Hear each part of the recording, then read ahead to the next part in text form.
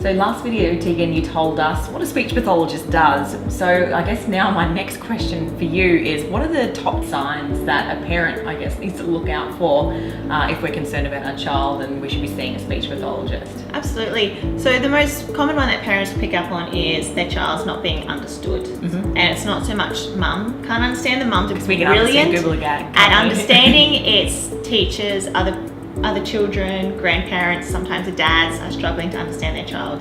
Or even perfect strangers, I guess, too. Absolutely. That's one of, I guess, a red flag for us. Other things, the language side of things is being able to follow instructions and understand what's happening, being able to put sentences together, tell a story about their day. If your child's struggling in the classroom, just generally not keeping up, or maybe reading and spelling is particularly difficult, that's a good time to see a speech pathologist.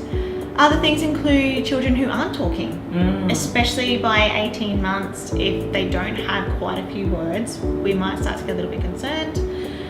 Because what often happens is, especially if it's your younger child, you just think they're just not talking because the older child does it for them. Yep. You know, and they don't need to. Yeah. And sometimes that is the reason, and that's something to work on. Yes. Other things include things like social skills. So if your child's having a lot of trouble making friends at school, maintaining friendships, not knowing how to deal with social situations, we might often see that as a lot of acting out behaviours instead of using their words to explain what's happening or what's wrong. And any children who have identified special needs, most will benefit from speech pathology support in some way, shape or form. And I guess another area we haven't quite covered just yet is the feeding side of things. So a lot of children are what we call fussy eaters.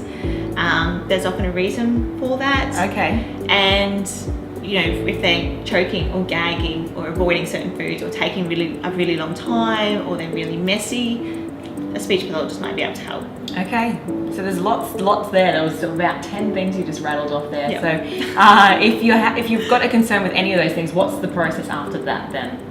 Yeah, contact a speech pathologist, chat to your GP, you can chat to your child health nurse. They've often got checklists that they can check off as well to make sure, you know, if there is an area of concern.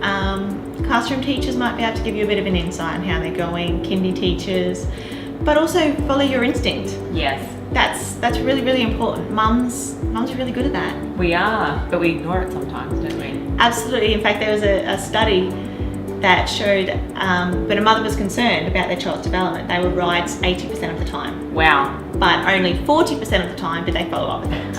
So if you're watching this video now and one of those issues that Teagan rattled off, today's the day, ladies. Go and get it sorted out, okay? And go and get it checked because there's a lot of studies to show, which we're going to talk about in our next video, what the impacts are if you don't action these things.